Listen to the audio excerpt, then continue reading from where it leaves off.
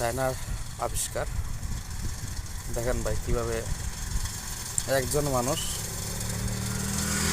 বেশিক্ষণ লাগে না ধান কাটতে, কীভাবে ধান কাটতেছে আপনারা নিজ চোখে না দেখলে বিশ্বাস করবেন না।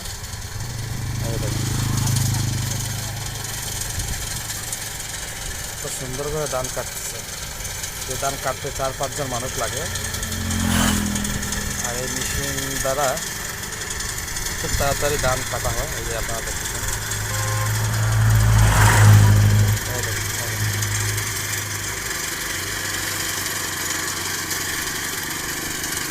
খুব সুন্দরভাবে ধান কাটতেছে।